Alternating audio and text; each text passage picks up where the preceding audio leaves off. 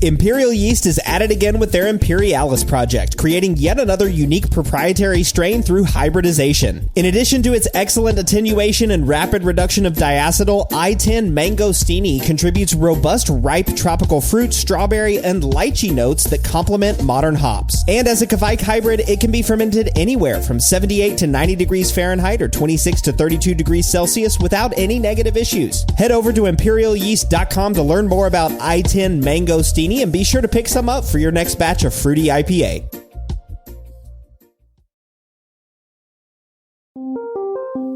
Welcome to the Brew Lab.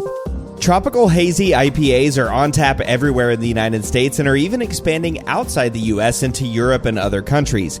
Getting those fruity and tropical characteristics into your beer requires an understanding of thiols. Too few thiols and the beer won't be tropical enough, but too much and you cross into undesirable, overripe fruit and compost flavors. Yuck!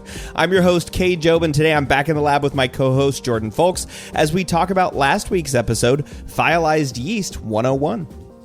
You know, I think that we've talked about thiols quite a bit on this show, but I don't know that we've ever had an episode entirely devoted to them. So I thought it might be cool to kind of just break it down. What are they? How do we get them into the beer? And what are some of the best practices and maybe some things to avoid? Yeah, exactly. Yeah, it's amazing how many times we've talked about thiols, right? And then and yeah, we haven't had an episode where we just kind of like break down some of the science. That was one of the cool things from last week's episode. I mean, of course, Dr. Laura Burns from Omega Yeast and Mitch Steele of New Realm Brewing Company sat down with me to talk about how using thiolized yeast strains can supplement thiol character. But the whole emphasis there was on achieving balance. I mean, we've talked about like using thiols with enzymes before, and we've talked about just generally like that thiols have fruity character, but it can sometimes be overwhelming, and hitting that just right level of thiol expression is pretty difficult. So I figured, like you said, yeah, let's talk about thiols a little bit and some tips and tricks for brewing with thiols,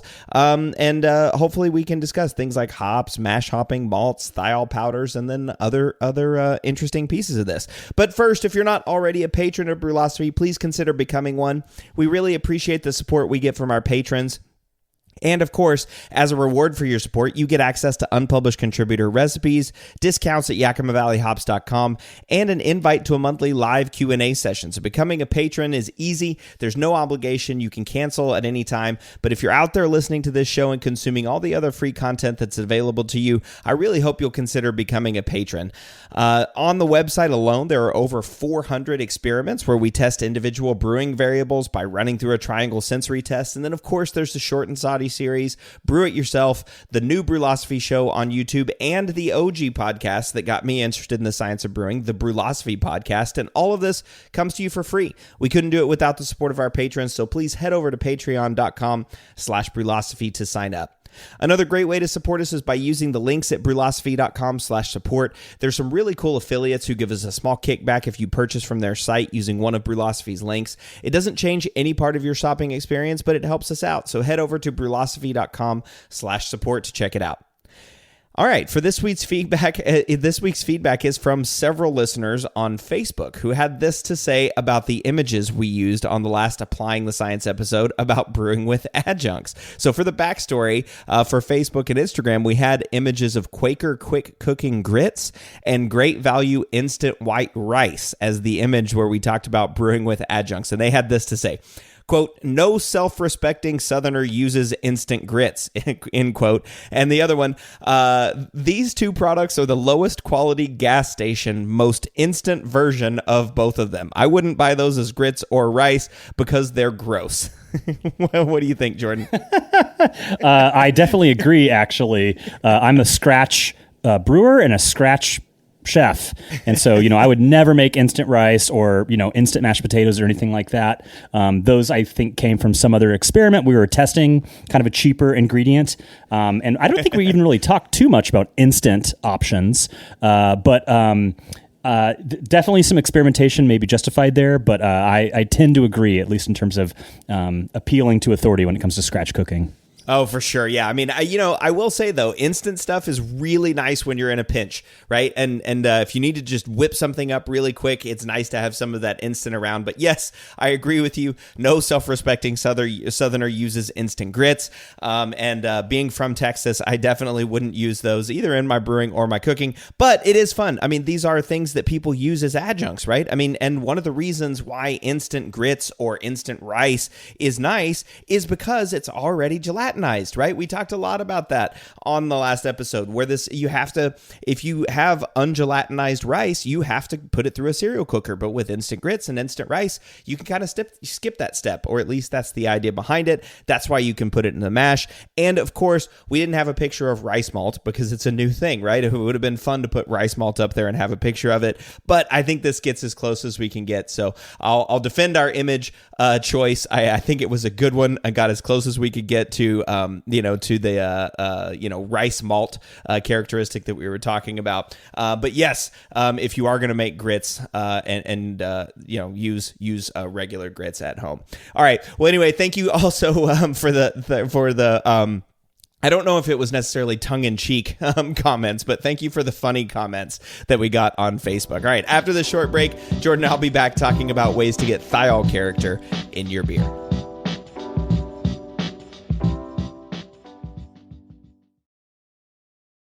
One of the biggest improvements to my brewing practices was the upgrade to stainless steel, and Delta Brewing Systems offers some of the lowest prices on high-quality stainless gear, like the Firm Tank, which holds 8 gallons or 30 liters of wort, comes with a domed lid to reduce the chances of a messy blow-off, and it can hold up to 4 psi of pressure. Delta Brewing Systems also has their own line of brew kettles, as well as one of the lowest-priced all-in-one electric brew systems out there, and their prices are remarkably affordable. If you're in the market for legit stainless gear that won't break the bank, you've got to check out deltabrewingsystems.com. We all know that designing recipes is really fun, and doing it well is so much easier with good software. We at Brülosophy recently made the switch to Brewfather, and honestly, y'all, we could not be happier. Brewfather utilizes the latest technology to bring you the most robust cloud-based recipe design software that can be accessed anywhere, on your phone, tablet, desktop, and even offline. It also works seamlessly with numerous third-party devices to make it easier to monitor every step of your brew. I know change can be difficult, but trust me when I say you need to go to brewfather.app today to try it out for yourself. That's brewfather.app. Everyone knows therapy is great for solving problems, but getting therapy has its own problems too, like finding the right therapist, fitting into their schedule, and of course, the cost. Well, BetterHelp can solve those problems. It's totally online and built around your schedule. It's surprisingly affordable too. Connect with a credentialed therapist by phone, video, or online chat, all from the comfort of your home. Visit BetterHelp.com to learn more and save 10% on your first month. That's BetterHelp, H-E-L-P. Fill your summer with the sun-kissed sweetness of Amigos Refreshers. There's strawberry acai, blueberry dragon fruit, and mango passion fruit, each a tropical delight. So skip the hot coffee and amp up your day with the plant-based natural caffeine and fruity flavor fusions in an Amigos Refresher. These cool thirst quenchers are just $3.99, or there's a mega 32-ounce size for $4.99. Recharge with the bold, fresh flavor of an energizing refresher at Amigos.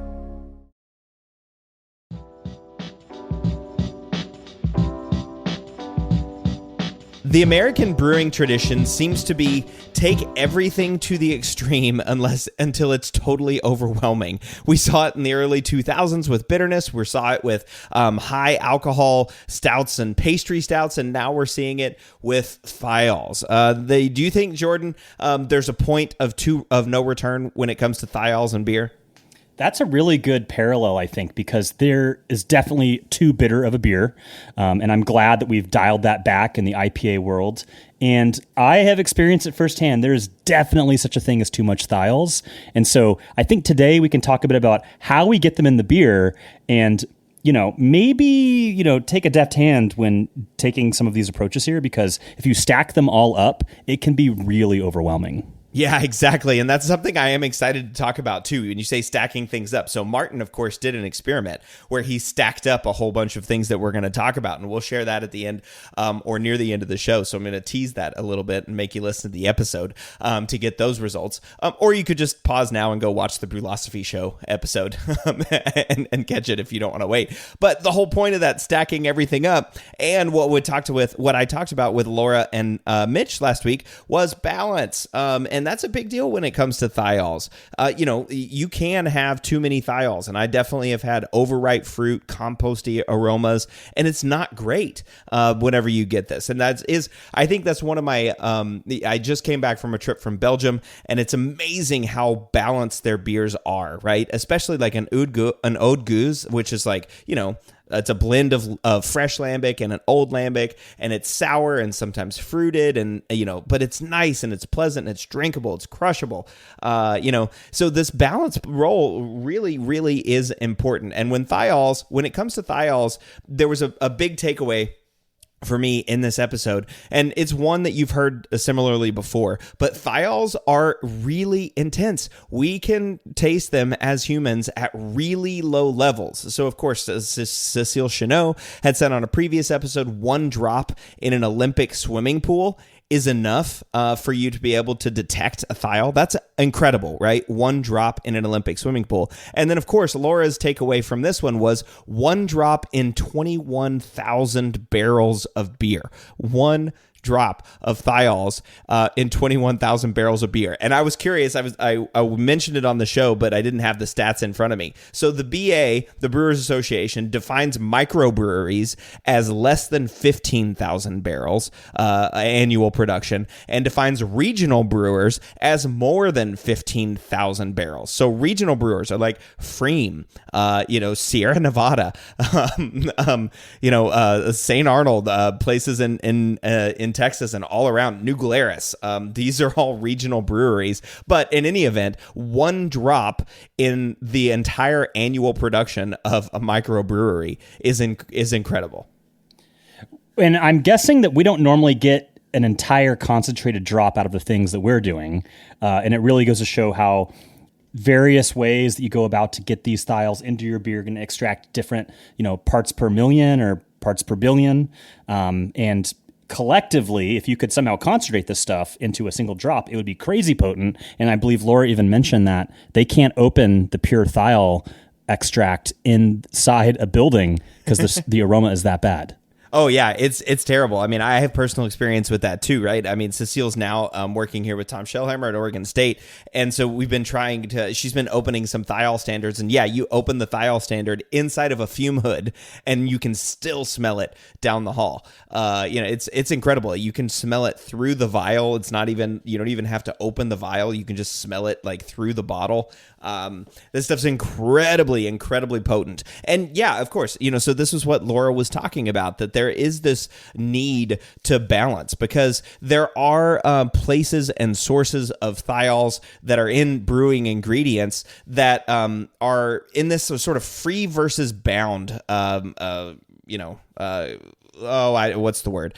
Some of them are free and some of them are bound up, and we'll talk about that in a little bit. But first of all, like, what are thiols and why are they important? And we touched on this a little bit in the episode, but they're SH compounds, so they're aromatic compounds that are incredibly potent, and they smell like things like Cade or like dank, and they smell sometimes like fruity and tropical and have these wonderful characteristics. But they come from hops primarily in brewing, or at least up to this point, we've suggested that they come from hops. And the reason for that is because hops have a high concentration of free thiols. So free thiols are just essentially when you put the hops into beer, those free thiols go into the solution.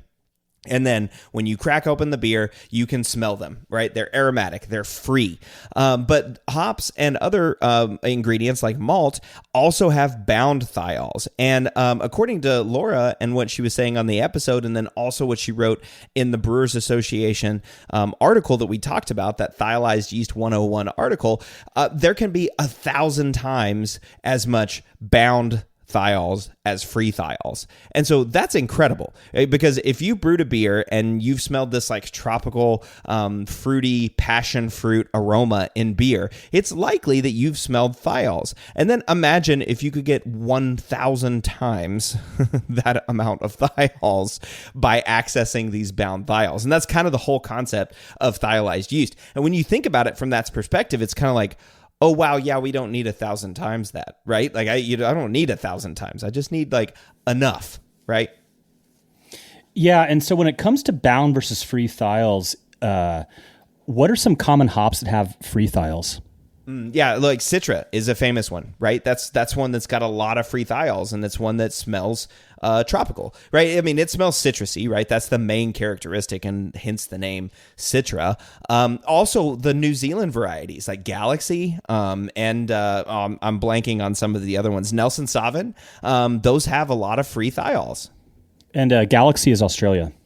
Well, okay, sure. I said New Zealand. I meant New World, I guess is what I meant, right? Australia and New Zealand varieties, hops from that area. And thank you, that's correct. Galaxy is from Australia, but they have a lot of free thiols, and so those ones, when you put them into the hops, you get these nice tropical passion fruits. In fact, we started thinking about thiols as brewers because of wine grapes. All right, a Sauvignon Blanc, which is famous from New Zealand. Those wine grapes have a lot of bound thiols, and when fermented, they release all this wonderful tropical passion fruity aroma. And so wine scientists there started looking at thiols, and then that's, I think, where we started talking about it as hop enthusiasts, as beer enthusiasts, as, hey, hops have a lot of these. And in wine grapes have very few free thiols. Okay, so most of the release of thiols is coming during fermentation. So enzymes are being excreted by yeast, by wine yeast particularly, that are releasing these thiols and creating these Sauvignon Blanc fruity aromas. But in beer, we have so much of these free thiols that are available in a lot of different hop varieties. Even Cascade, for example, has free thiols. But the yeast doesn't really have to do anything to get access to these free thiols, and so this has kind of been one huge advantage of brewers. And even I was talking before about some USDA and Hop Research Council breeding efforts on breeding for thiols. We have this really awesome pool of free thiols, but there is, like you said, 1,000 times as much bound thiols, and so one really prominent U.S. hop variety, Cascade, has a buttload of free thiols. So if you can access this, Cascade, which is already a great hop, of course, used for a lot of aroma applications and late boil and whirlpool and all this, you can access suddenly these bound thiols. Holy moly, you could really change the characteristic profile of that hop. Yeah. Now, what about the bound thiols? Do we see the hops that tend to have a lot of free tend to also be the ones that have a lot of bound?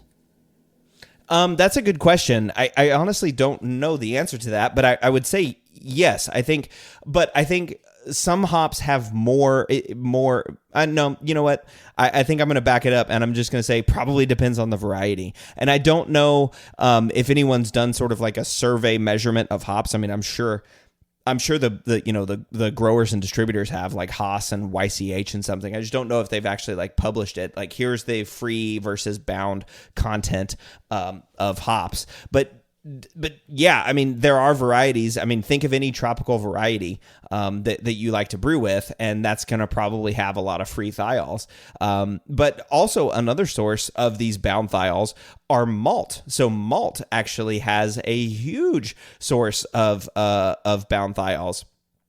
So as you're mashing, you depending on the malts that you're using, you could be extracting a lot of bound thiols into your wort, and then whenever enzymes like beta lyase come in from the yeast, you might be releasing a bunch of bound thiols. Now, this is sort of an interesting thing, and we'll talk about that a little bit later. But the bound thiols that you're releasing from malt, there's question, I guess, about whether they might make it into the final beer because you are boiling the malt, right? You're boiling the wort. It's not like and so these bound thiols, even though they're bound and not aromatic, when you boil them, they might become aromatic. And so boiling them off, you might either destroy or degrade the precursors during the brewing process. But that's a future episode, I hope, as long as I can get the guests to agree to come on about that. So that would be a lot of fun.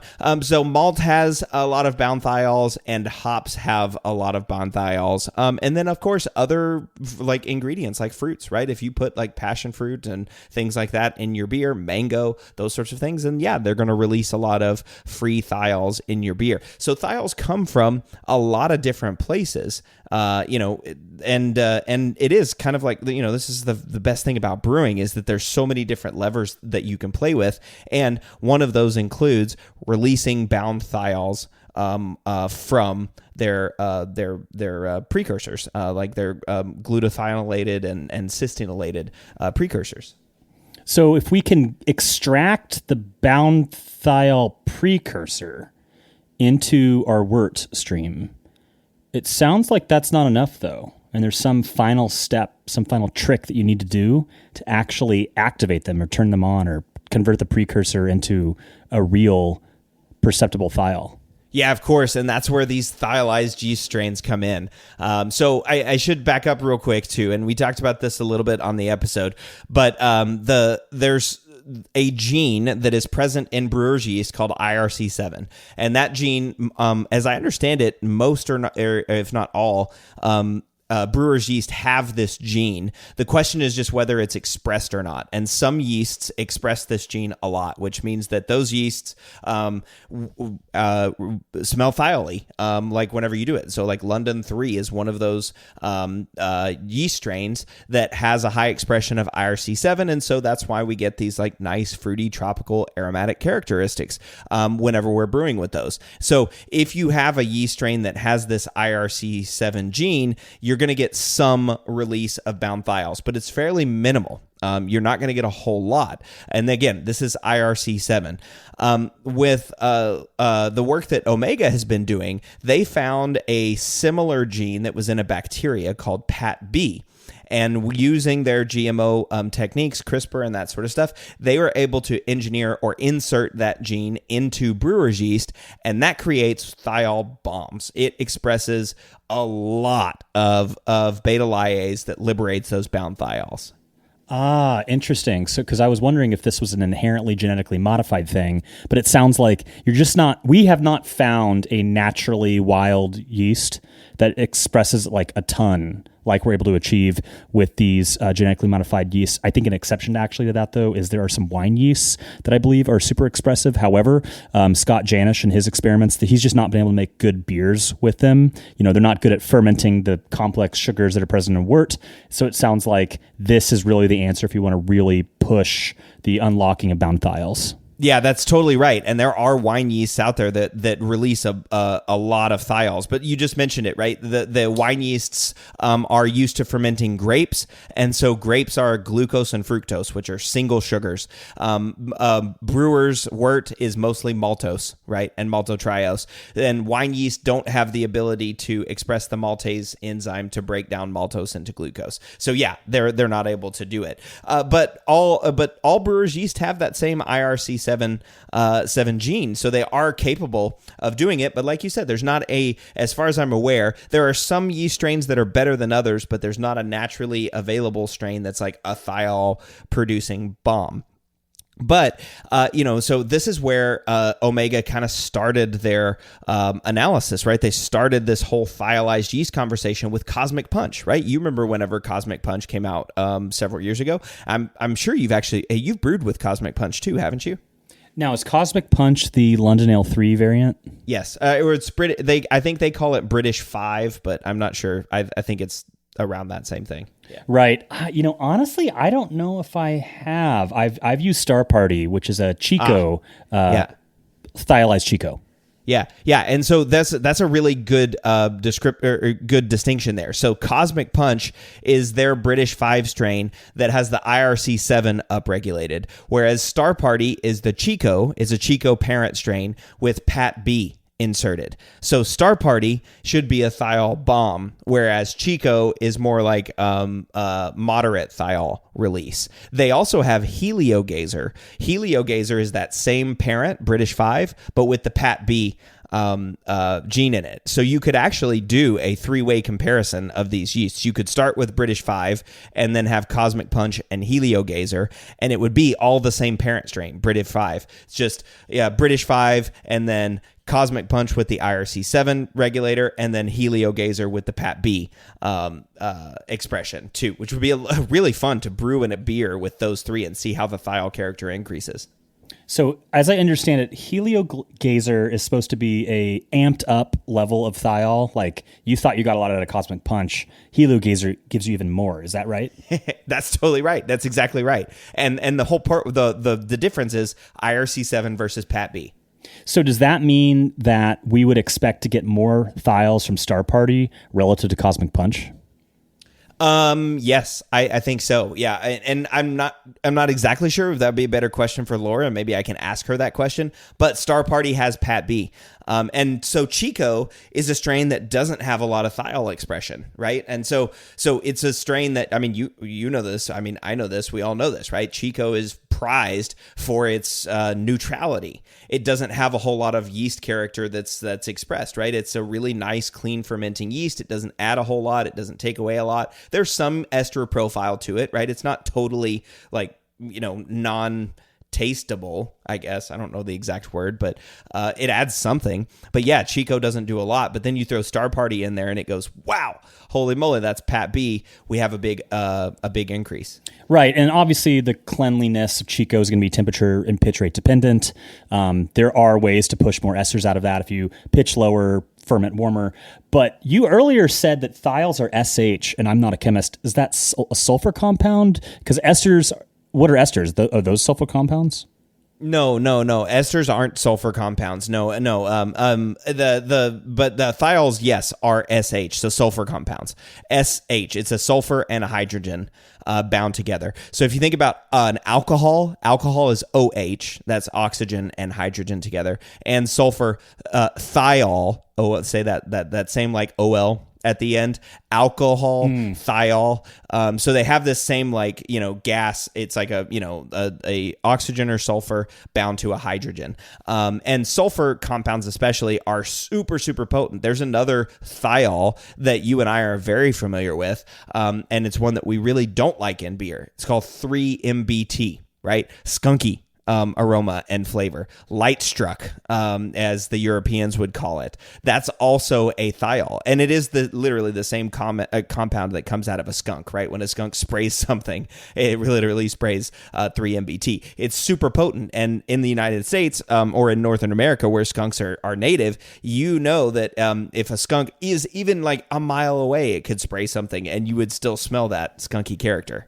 Okay, that's interesting. So you're saying that for, hop or malt thiols, if they're bound and we get the precursor into the wort, we can use these special yeasts to then convert the precursor into a perceivable thing.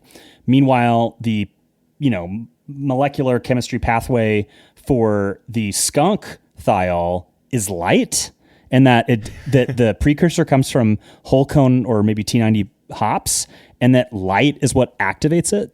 Yeah, that's exactly right. The chemical pathways are just different, right? The way that it gets released.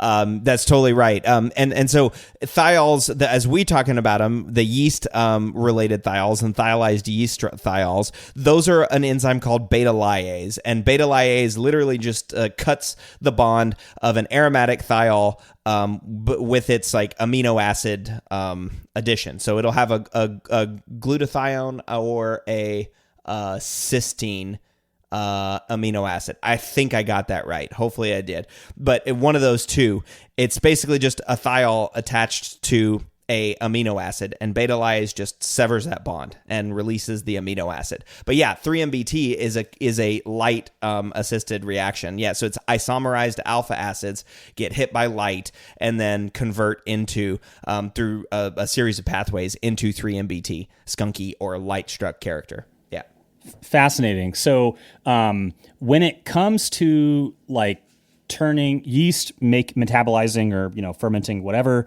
and making these interesting compounds, what is an ester then? What is the chemical compound for that? Yeah, so an ester is a degradation of a higher alcohol. So yeast is releasing things during its metabolism, secondary metabolites. So it's putting together different nutrients, different things that it needs, to metabolize, and so it excretes a lot of higher alcohols. And then through a process that I'm totally blanking on right now, it gets converted into an ester. So the more higher alcohols that the yeast produces, by the way, higher alcohols help yeast regulate stressors. Okay. So it might upregulate some sort of ability to take in a nutrient or express a nutrient. And so the more stressed the yeast is, the more it produces higher alcohols. And so if there's more higher alcohols, then ultimately there become more esters. So this is kind of how yeast stress creates these alternative secondary flavors, right? The like higher alcohols and esters become when you ferment at too high of a temperature, or you have poor yeast health, or you didn't pitch enough. These are the outcomes. It's because the yeast is under stress. It's producing a lot of higher alcohols, and then a series of chemical reactions happen that reduce that higher alcohol into an ester. So not sulfur compounds, though. Sulfur's not in that process at all. Right. Yeah, it's fascinating how many different things a yeast fermentation does in a beer. Be it making alcohol, and in the case of what we're talking about today, unlocking bound thiols and esterification, etc. So one other source of these trademark, infringement thiolized yeast is Berkeley yeast. I think has something. Can you tell me a little bit about what they make and how they do it? Yeah, of course. But first, that is a good comment that we needed to make. I probably should have made that earlier in the show.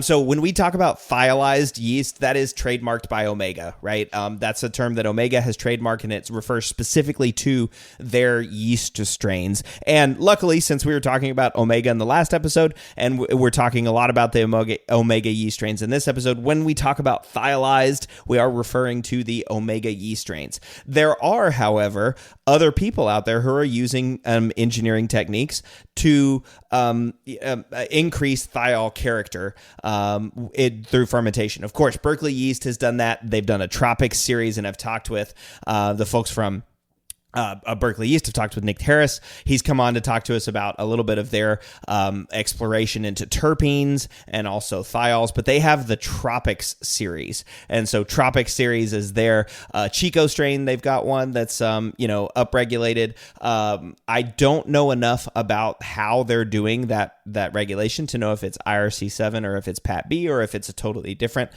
gene, but it's operating under the same principle. There's a whole bunch of bound precursors, and that beta lyase can sever that bond from the precursor into the free thiol characteristic. So yeah, Berkeley yeast has got their Tropic series, and Berkeley yeast has this actual precursor concentrate that they've developed called Tropics Bloom.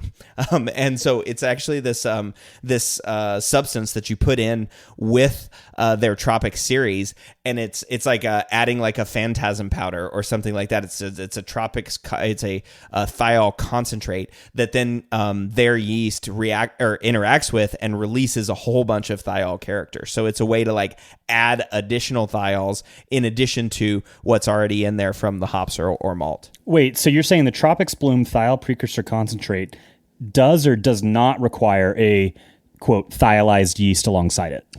It requires a Berkeley yeast, Tropic series yeast. So I don't know that you could use Omega's thiolized yeasts in addition to Tropics Bloom. I asked Nick Harris that question on one of the episodes, and he was pretty strong about the fact that it would have to be a Berkeley yeast Tropics series yeast in order to get that from Tropics Bloom. Now, I don't know if that means that the omega thiolized yeast wouldn't work, or if it's maybe just a whole different mechanism. I mean, that would be really interesting too if it's an entirely different mechanism that Berkeley yeast has done. They've of course patented their yeast, and that is their trademark secret about what genes they've used to express that stuff. And so of course that's something that's a business competitive advantage for them. And of course they don't want to go into those details too much. But yeah, that thiol, that Tropics Bloom, I understand has to be used with a Berkeley yeast, but might be something interesting to try and play around with as a home brewer. And the other thing too is Berkeley yeast doesn't distribute directly to home brewers.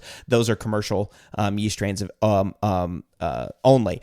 Omega did, however, they have released Cosmic Punch, but they just started releasing some other thiolized yeast here recently, which is really cool too, that these are available to homebrewers. Right, and did you see that they have some other cool stuff coming out? They've got their diacetyl free series, and I saw that their diacetyl, I guess they're calling it Omega Plus now, and the diacetyl free Chico has also taken out the haze positive elements of that yeast strain as well.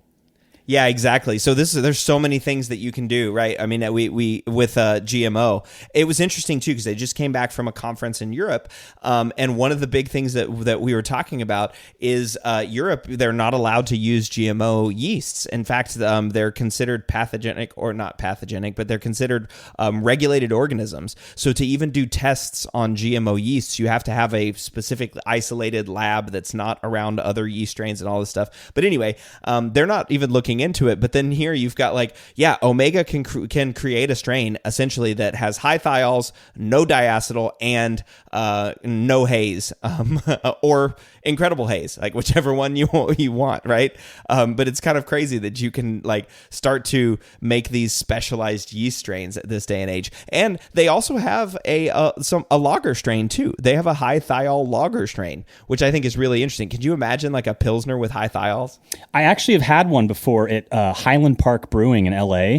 I had a thiolized lager there, and I don't know. Do you want to talk a little bit about our experience tasting thiolized beers, or should we save that for the next segment? No, let's do that real quick, and then we'll end on that and jump into the next segment. So yeah, what's your experience with thiolized beers? So when it's too much, it's definitely too much, and it's really awful. And, when you were describing some of the positive flavors and the negative flavors, what you didn't say is what I've gotten, which is this vinyl plastic flavor. And I think that Laura has even talked about this and maybe looked into this, that maybe different humans experience thiols differently. And maybe I'm just unlucky and they taste kind of plasticky to me. But when it's a thiol bomb, it's really gross. But even the more delicate ones like that thiolized lager that I had at Highland Park, it's not for me. It's a weird flavor, and maybe it's just expectation, or maybe there's something about me that just doesn't like it. I mean, everybody has a different threshold too, right? So some people will be super sensitive to them. Some people are not sensitive to them. So it could be that. But yeah, one thing that I've noticed, especially trying a bunch of different yeast strains with high thiol producers, even GMO strains particularly, once it reaches a threshold, woof, I mean, it starts to taste bad to me. But that's kind of like with anything, right? We were talking about with the bitterness. When the bitterness gets in 100 IBUs, it just starts to taste to me like grass, And I mean, I know that bitterness is just it's a taste. It's not an aroma, right? That should smell like grass. But those high bitter beers, I just end up thinking man, this is just like chewing on a piece of grass. Yeah. And so if it's too much, it's way too much for me. But even the more delicate ones, it's just not my jam. But I was really intrigued by what Mitch said in the last episode, talking about using this to kind of dial in a more cost-effective way some fruit flavors in their fruit beer. So I'm still open, and I'm pretty much with anything in this world. Prove me wrong. I'm happy to change my mind. And so if I was to make a thiolized beer or incorporate in my brewing practice, I would be going for a really a background note. For me, it is not what I want to be the star of the show. So there was an article last year from or around sometime around this time. I don't remember exactly when it was, but it was from Michael Tonsmeyer, and it was called "Are Thiols a Scam?" and I think the takeaway of the article was like, no, thiols aren't a scam, but they may not be as like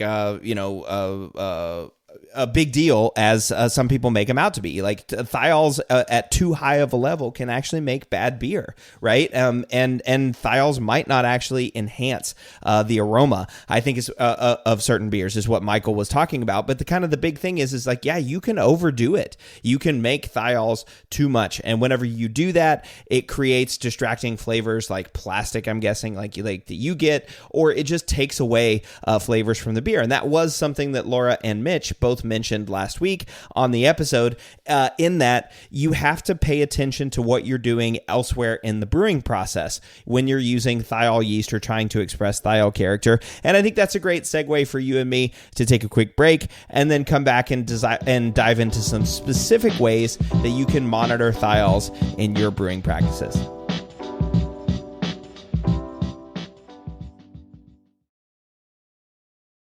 More Beer's slogan is absolutely everything for homebrewing, and it's easy to see why, given their selection of over 8,000 products, like the BrewBuild X3 Uniconical Stainless Steel Fermenter, or the Cosmos series of kegerators that give you everything you need to get started with dispensing and serving your homebrew. For quality fermentations, More Beer carries a variety of yeast and nutrients from the likes of Imperial Yeast, White Labs, and Cellar Science. More Beer offers free shipping on most orders over $59, and they also have a killer YouTube channel featuring brewing tips, hijinks, and awesome gear giveaways. Check out everything More Beer has to offer at morebeer.com.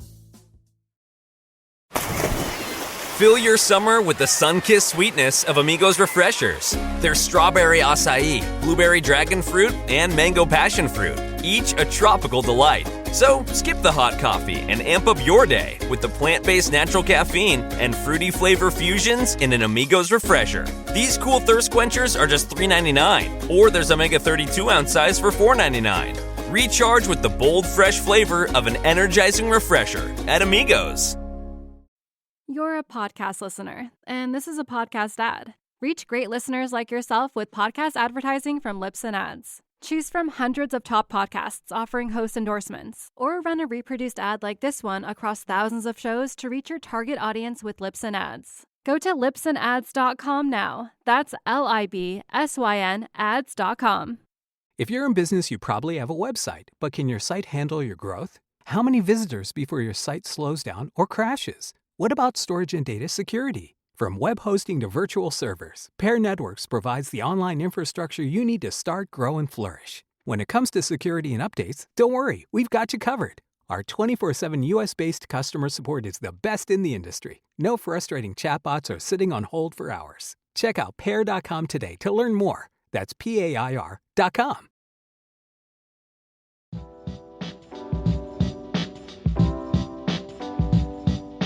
Listening to Mitch Steele talk about trial and error in developing their psychedelic rabbit brand using thiolized yeast really highlighted all of the different options there are for getting thiol character into your beer. There's more than one way to do it, and some ways are better than others, but the main thing is to ensure that everything is kept in balance. This is something we keep talking about, Jordan. Balance is really key to brewing. I know that's a bit of a cliche at this point, but if you don't have balance, it's just not a very good beer. And so I do think that there's a place for thiols. I mean, heck, I love free thiols and Nelson and other hops, but the bound thiols, there definitely can be too much of a good thing. And so maybe we can talk about the various ways you can get them into your beer in the first place, and then, take away. I think it's important to walk away with a more holistic perspective and understand which levers you want to pull, because maybe you don't want to pull them all at the same time. Yeah, exactly. Right. I mean, there are a bunch of levers to pull. And of course, one that's the most obvious in terms of free versus bound thiols and getting thiol character into your beer is picking your hops. Right. I mean, some hops have higher free thiol content like Citra and like, Galaxy and Nelson Sauvin. Those have higher free thiols. And so if you don't want to worry about thiolized yeasts or, enzymes or mash hopping or any of these other characteristics or tools, just pick a high high thiol hop and use that. And that might get you what you're trying to get in your IPA or in your hoppy pale ale or in your hoppy lager or whatever it is that you're trying to get. So that's an easy one. I mean, I don't know about you, Jordan, but that's kind of where I've had most of my experience. Is in picking hops for flavor. I think that's one that most brewers are pretty comfortable doing when designing recipes. But if you want more thiol character, more passion fruit, more mango, more tropical, then yeah, picking your hops is an obvious place to start. Right. And so I think that there's kind of two sides of this coin. There's picking hops that are high in free thiols, like you said, Nelson. I'm sorry, you said Citra. I really like Nelson. I believe that's high in that. But then if you're thinking about the hops that you want to choose to really unlock a lot of bound thiols, there are specific varieties that have higher concentrations. And am I getting this right that the precursor is 3MH? That's what we're looking for? No, 3MH is the free thiol. So that's 3-mercapto hexanol. But it's actually, so the name has changed, like back, I don't remember when it was, 2019, 2018, something like that. They changed the name. And now 3SH, you'll see it called 3SH, but that's 3-sulfanyl hexanol or 3-mercapto hexanol. And it's the same compound. But 3MH, 3SH, those are the free thiols. The bound version is going to be CYS for cysteine, or GLU for glutathione. Somebody who is listening to this that's a chemist is going to kick me for not knowing which amino acid it's bound to. But in any event, that'll be CYS 3MH or GLU 3MH or 3SH. So that's the key there. Okay. Yeah, not a chemist. So I learned so much every episode. So I've pulled up a chart from Scott Janish's website, and it shows which have the highest precursor potential in those hops. And we see Calypso and Sots really some of the highest. Also, actually, Hallertau Pearly. And then Cascade is really high too.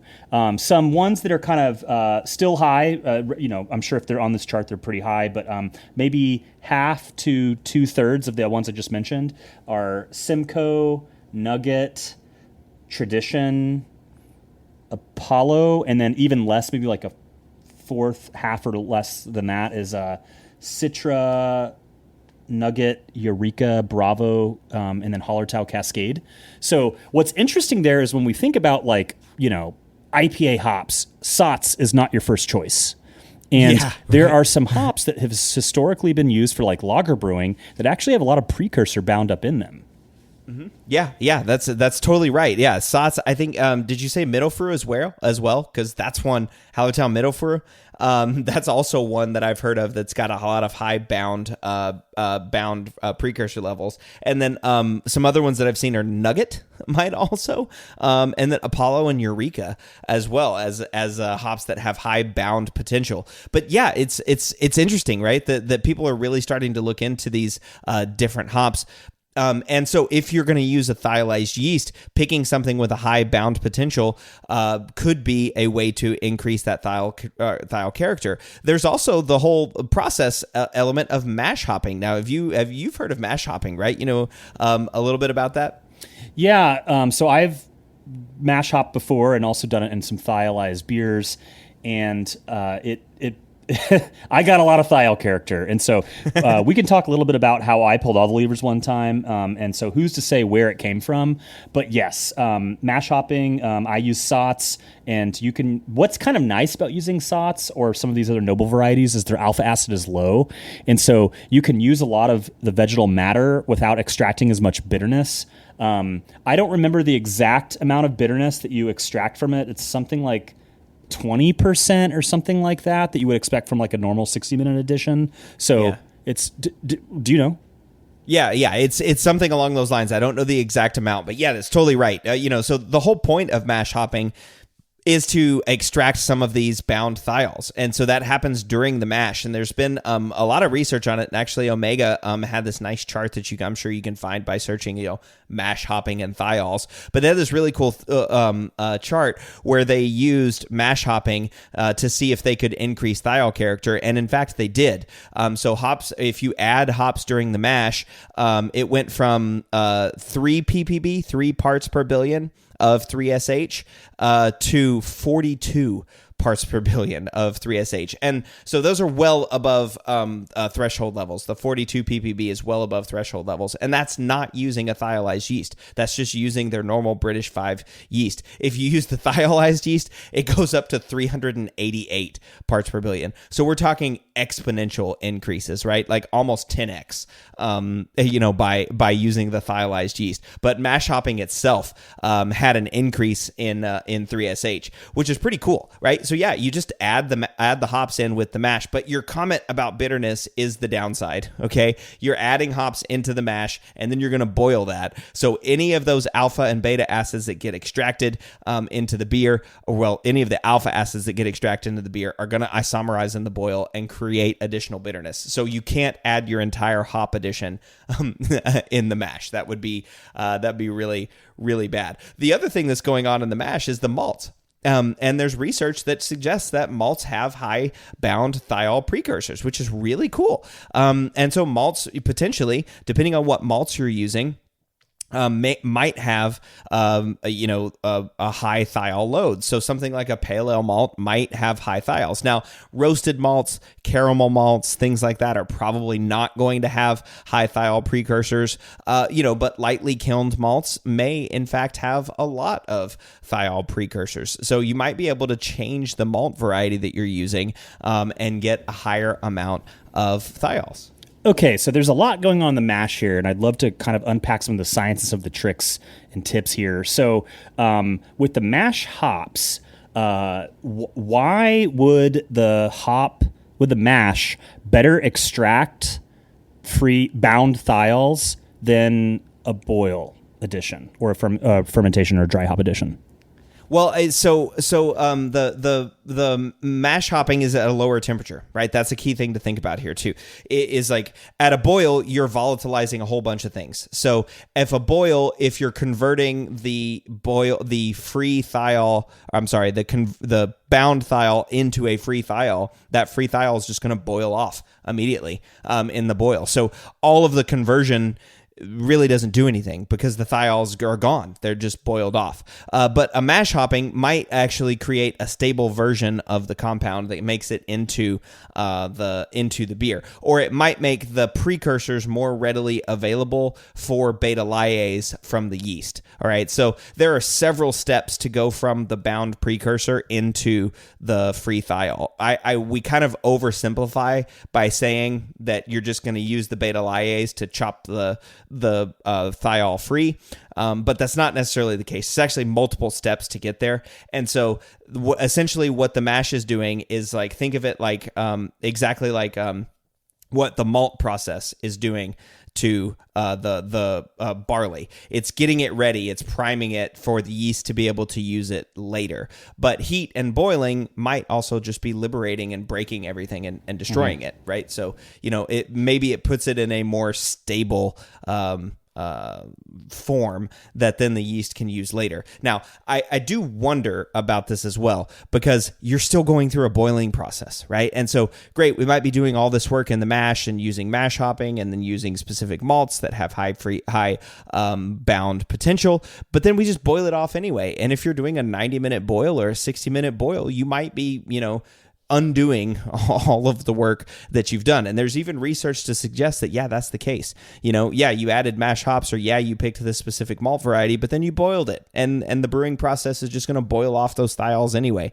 So, you might have a little bit more than you would have if you hadn't done those things, but are you actually making a substantive change to the beer? And I think there's some question about that. I would say that there's initial evidence that points in both directions. So according to the Scott Janish article I've pulled up, he reached out to Laurent Dagan, who has published outstanding research on bound thiol precursors. And Dagan says, in malt, many enzymes are working during mashing. Among these enzymes, there are many different peptidases. Thiol precursors we know are peptide derivatives as GLUT3MH. We can suppose that these peptidases can change the balance between the different thiol precursors in the final wort associated with a fan change, all of which could change the release during fermentation.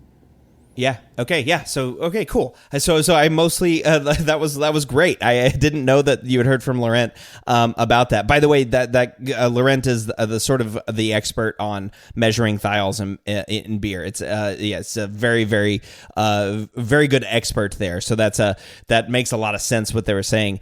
So yeah, of course. So they're saying it's just changing sort of some of the distribution of bound and free thiols during the mash. Yeah, and it makes sense to me. It seems fairly intuitive that there's just more chemistry going on during a mash, enzymes and conversion, all that, versus a boil, which is like, reducing the further concentrating, right? But it's not like crazy enzymatic activity.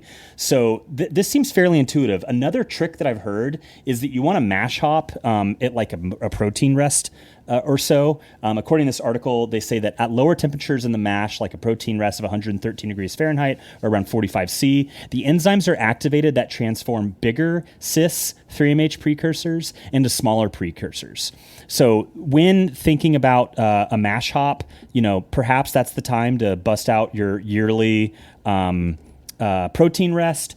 And according to Omega, they found about 30% of utilization in a mash hop relative to a equivalent 60-minute addition in the boil. So those are some things to consider when using this mash hop technique. Lower temp, account for the bitterness you're going to get in your recipe, and use some of the varieties that we mentioned earlier. And that's why I really like things like Sots and Pearly in tradition, because they have that lower lower alpha acid. So you can use more and extract less bitterness, thereby preserving some bitterness availability that you might get from Nelson or some sexier hops. Because, I don't think you're going to make a really fantastic New England IPA using 100% Sots. It's just doesn't have the types of characters that we want. So that's why I think it's kind of cool to use these things in the mash hop, is you're not taking away some of the bitterness that you need to reserve for a sexier hop like Citra. Well, yeah, and that was a key takeaway, right, that both Mitch and Laura mentioned several times on the episode last week, is that you can't get rid of the hops, right? The hops are still playing a really important role through terpenes and terpene alcohols and all the other flavor characteristics that the hops are adding. And so, yeah, it's like you said, if you tried to make a New England IPA just using Zots and thiolized yeasts or mash hopping and stuff, you're just not going to get there, because you're missing all of the other compounds that Citra or Nelson or Galaxy or any of these high thiol yeast would add. Yeah, so it's a great comment. Right, and so some of the other compounds that these hops might have, like geraniol, linalool, I don't know how to pronounce any of this stuff, but there's other compounds that exist in various hops that make Citra smell and taste different than Sots, right? Yeah. So let's get back to the malts, though, because I do have a comment on that. And there has been some theories or research probably that I think it's lower modified malts might have more bound precursor inside of them. And that also seems intuitive, right? As we kiln things more or modify it more, some of the stuff, goes away. So that is one thing I've heard. And so one recommendation that I heard was wind malt. I don't remember the brand name, but Mecha Grade Malt does make a wind malt. And when I use that in combination with Sots in the mash hop and then a thiolized Chico from Omega, it was through the roof. It was undrinkable. And anyone I served it to, I think, was like, even lay people were like, what is wrong with this beer? And when I dug around a little bit more, and I think I even spoke to Lance at Omega, it turns out that maybe there is too much of a good thing, and that you can really drive a lot of unlocked bound thiols via wind malt. Mm-hmm. I'm also curious too, when you did that, how big was did you do a dry hop charge, and how big was your dry hop charge? I did do a dry hop charge, and knowing me, it was probably very significant. And speaking, I think Scott Janish recommended me when I mentioned this to him to actually dry hop again in an attempt to knock out some of the thiols. Yeah. That's something we've heard, is that dry hopping can knock some of that stuff out. But I didn't dry hop again because I was already carbonated, and dry hopping carbonated beer is a disaster. But it was right before I joined Brülosophy, and I did my own little experiment. I did a side-by-side. Must have been like a 10-gallon batch, and one was fermented with standard Chico and one was fermented with thiolized Chico, and night and day difference. And my preference was solidly for the standard one. So that's kind of interesting. Like, it just goes to show, like we were talking about on the front end, with these various genes that have been upregulated or like injected with other ones from the Pat B or whatever it was. You're getting some level of unlocking of bound thiol with a standard fermentation, even with mash hopping, even with wind malt, but it is not the same until you've brought in these thiolized yeasts. Yeah, I mean, totally, right? And again, Star Party, right? The Chico thiolized is Pat B, so that's like the thiol release on steroids. And so, yeah, that was what, one of the reasons I was asking about that with dry hop, because that's something that Laura had mentioned, that if you're dry hopping at a very high charge, like let's say 2 to 3 pounds per barrel, or what is that, like 10 to 12 grams per liter, or like 4 or 5, 6 ounces, something like that, in a 5-gallon homebrew batch, at those really high levels, then Pat B is really the only thing that will even drive thiolized yeast further, but you may not need to do that, right? You may want to just keep things in balance. There is, of course, one other product that I wanted to touch on, and then I want to talk about some of the Brülosophy experiments that we've done on this, because we have done some experiments on this, and that's this Phantasm product, or like we talked about earlier, the Berkeley Yeast's Tropics Bloom. There are products that are concentrated thiolized precursor that are out there, and so you can actually add these concentrated thiolized precursors during fermentation to even explore or exploit more thiol character. But like you said, maybe we'll start there too. I was planning to end on this one, but I think maybe we should start there. You did sort of like an experiment where you kind of add everything, and Martin also did that same thing at Brülosophy. So he has a experiment called "Taking Steps to Release Bound Thiols in a Cold IPA," and he also has a video on it on the Brülosophy Show YouTube channel. And in that one, Martin did mash hopping. He used Phantasm powder. He used a small dry hop charge, and he fermented the batches with Lunar Crush, which is a thiolized yeast strain. It's a thiolized Mexican lager, and he said this one was fascinating because he did all of these things to try to increase the thiolized yeast character, and for some reason, tasters weren't able to find a significance. So there's 20 people out there that tasted this beer. 10 of them got it correct, and so it was just barely, but not significant. So one thing that's interesting is that both of these batches were fermented with Lunar Crush. And so I'm guessing, Cade, that the control, if you will, didn't have mash hopping, didn't have Phantasm powder, and it had an extra hop added too. So it had Simcoe added as well, which was to account for the bitterness loss from the mash hopping, or just to account for the additional the reduced dry hop charge. So it was going to be like Citra in both batches, but he actually added Simcoe in the one that had the higher dry hop batch instead of adding Citra, which would have added potentially more thiols, more free thiols, just because of the hop addition. Right. And so what this suggests is that he didn't even need the mash hopping. He didn't need the Phantasm powder, because just the bound thiols that already existed in the malt and the normal hops that he added throughout the process, the Lunar Crush was able to unlock it and pump a lot of thiol into the beer. Yeah, I mean, I think that's a testament, right, to the thiolized yeast. It's able to pump a lot of thiols. And so if you're using something like thiolized yeast, maybe you don't need to do all this Phantasm powder and mash hopping and stuff. But if you're doing it, with just a normal yeast strain, maybe these things will allow you to get a little bit more of those precursors out. I wonder about that myself, and it's something that I'd like to see us test. But we have, of course, tested using a thiolized yeast versus a non non-thiolized yeast. And so this was Alex Shanks-Abel who tested this when they were a member of the Brew Club. So they did an experiment using Lunar Crush, which is the thiolized Mexican lager strain, versus its parent strain, which is Mexican lager without the thiolized addition to it. So this one had 21 tasters and 19 got it correct. Yeah. So that's a p-value of 8 times 10 to the minus 8th. So that's 8 with 7 zeros in front of it before, so highly significant. There were 2 people that didn't get it right out of that entire test. And so, yeah, I think that one is also a testament to, these things are going to definitely add thiolized character to the beer. And can you look at the recipe or the website? I'm curious, did he do any fun thiolized maximization techniques like mash hopping, or I'm guessing he didn't use phantasm powder? Yeah, there was definitely no phantasm powder. And it looks like from a hopping perspective, it looks like there's only a boil addition.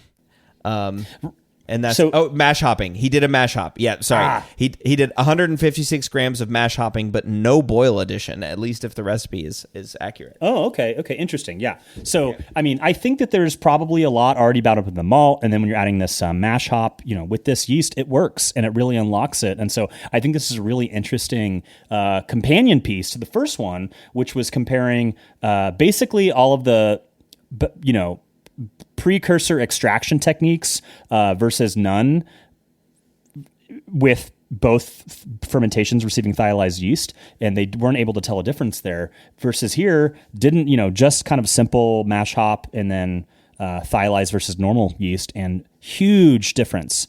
So clearly the yeast is critical here, and that maybe the brew day stuff that you do, perhaps there's too much of a good thing, but generally speaking, it sounds like if you're going to use this yeast, it's going to work. Yeah. And I think that's a testament to what Laura and Mitch was saying, right? It's like, the yeast is going to work. It's going to release thiols, which is really cool. Yeah. And Alex's style again was an international pale lager, right? So again, no dry hop addition, no whirlpool, no late hops, nothing like that. So whenever they did this experiment, it seems like the while there was mash hopping, that just maybe even intensified the difference between the thiolized yeast and the Mexican lager. But certainly that these are going to work. And then of course I did an experiment too with a enzyme that is used in wine. It's called endozyme thiol. And the whole point of adding endozyme thiol to wines is that it increases the thiol character. It releases the free thiols from the bound precursors. And so we, in chatting with the company about this, they've said, hey, we think that Cascade hops, which has a high bound thiol content, if you use this enzyme with it, it would actually increase the thiol character in the beer. And so I brewed a beer with this thiol releasing enzyme. I served it to 16 people, but only 7 got it correct, which was not significant, indicating that this enzyme alone wasn't good enough to release the thiols from the beer. Do you recall the precursors? Do you recall how well you did in your semi-blind triangles, or if side by side you thought you could taste a difference? So this was quite a while ago. I don't have a personal memory, but I can read to you what I wrote on the website, and that is, out of the 5 semi-blind triangle tests I attempted, I correctly identified the unique sample just one time, which aligns with my own perception of these beers as being identical in every way, including hop potency. So apparently, couldn't really taste the difference. Now, there is a question of like this enzyme that they're using in grapes. The precursors in grapes are similar, but there may be some ability it may be difficult for this enzyme to actively work in a beer matrix, which is quite different than a wine matrix. And so that might have caused some of the issues as well in that experiment. So I think that as we kind of wrap up here, my takeaways are thiols are a thing. Whether they're a scam, maybe so, maybe not, depending on your taste preferences. But they clearly work, and they can add something. And, Mitch is selling the heck out of these things. So clearly there's a market for it. I really like this idea of using it as an amplifier, not just stealing the show. And Clearly, thiolized yeast is the way to do this, and or an alternative brand that's not trademarked as thiolized. But there are various techniques like mash hopping, wind malt, phantasm powder that you can use to even further maximize that. There's also certain strains that use different pathways to increase the thiol content, and some are even stronger than others. And so with all of these tools in the thiol toolkit, pick your poison wisely, because it really does seem that there can be the bigger isn't better when it comes to unlocking bound thiols. Maybe all you need to do is just pitch the yeast and just do your normal brew day. Yeah, right. I mean, pitch a thiolized yeast and do your normal brew day. But that being said, the second biggest takeaway that I had from the episode was what Mitch said about their psychedelic rabbit. And when he was trying to say, when I asked him the questions of like, okay, what kind of beer is it? He said, well, it's not really a New England IPA. It's not really a West Coast IPA. It's something totally different. Yeah, there's high bitterness in it, so it's not a New England IPA. Yeah, it's not hazy. It's not this. It doesn't have this juicy characteristic. It's not overly sweet that maybe is in a New England IPA. It's something in the middle. And so, yeah, we dry hop. Yeah, we use boil additions. Yes, we use the thiolized yeast. We explored mash hopping, and ultimately they decided not to mash hop for some different reasons, not necessarily taste related, as Mitch shared in the episode. But at some point, you just have to sit down with your beer and say, hey, is this beer good or not? And how am I going to make it better? And this is one of the ways that you can do that, by using new yeast strains like Berkeley yeast or Omega or anybody else that's got yeast strains that are able to tap into this thiol precursor and release those into free thiols. And then you can make a great unique tasting beer by pulling all of these levers and keeping everything in balance. It may be cliche, but it makes great beer. Yep, and I don't think there's really anything else to add here. I'm excited to see thiol beers continue to improve. I don't think we're down and out for the count, but I think that it's a nuanced approach to brewing, and you really got to strike that balance. All right, well then let's leave it there. Jordan and I will be back in 2 weeks with our next Applying These Science episode. See y'all then.